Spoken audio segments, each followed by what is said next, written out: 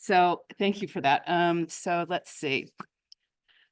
So on the solving the grand challenges.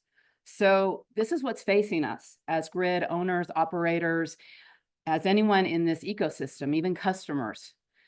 The grand challenges facing us are unprecedented in any civilization. And now's our moment to really come together across sectors, across stakeholders, and tackle these challenges with data-driven, scientific, solution-based, system-based solutions. It can't be in silos to tackle this. And that's what I love about the WIRED Global Center and its vision. The first challenge is we have unprecedented climate threats. My friends in Louisiana are having to evacuate for another storm. I, obviously in Houston, have been there 30 years, serving the front lines as a utility, storm after storm, and the mutual aid that comes across America to help cities and economies in rural areas come back on and prevent loss of life. It's real and it impacts all of us. And so this is an unsustainable path when you look at these figures. It's just, I mean, in the last 5 years alone, it's costing us $617 billion. The total cost since 1980 is $2.7 trillion, just for 395 major events. This is where resilience comes into play. These are talking about these major events that disrupt the existing grid today. The second grand challenge is we have set aggressive decarbonization targets. The US wants to have a carbon-free grid by 2035. I was speaking to our friends in Alberta. Their government just came out and said they want a carbon-free grid by somewhere in the 2030s. That's going to be really challenging, and we may have to push back as an industry because I don't know if it's possible to keep the lights on with that type of target without breakthrough technologies such as storage that I'll talk to today. The other thing is we have US states that are adopting renewable performance standards. And then nationally, more than 80 cities with 40 million people have established decarbonization goals. The third challenge is there is a huge investor community that wants to invest in renewables, and they're ramping up global scale, and it is a global competition. And China's leading, US is second, and we should dominate in this. We have the ingenuity, we have the highly skilled workforce, we have the natural resources, and this is a threat. It's a global threat, and and we need to be leading. And the actual investments just in Q1 was 71 billion. It's a new record high. And then they're seeking just generation and storage capacity, just getting onto grid is 2,600 gigawatts.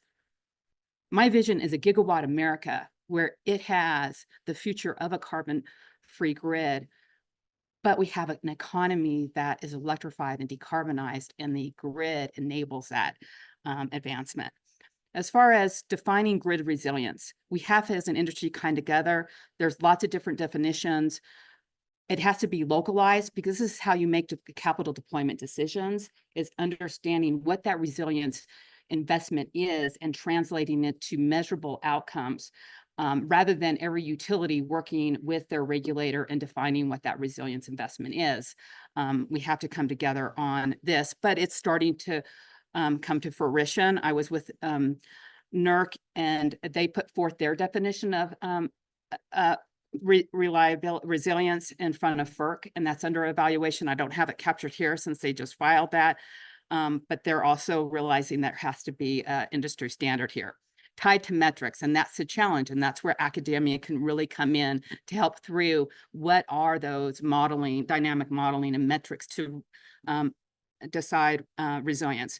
Then some of the major themes in power and utility sectors, public-private partnerships with the DOE and the passage of the Bipartisan Infrastructure and the Inflation Reduction Act. We are able to mobilize billions into economies through and Department of Energy matching through private sector funds, large deployment of pilots and demonstration projects.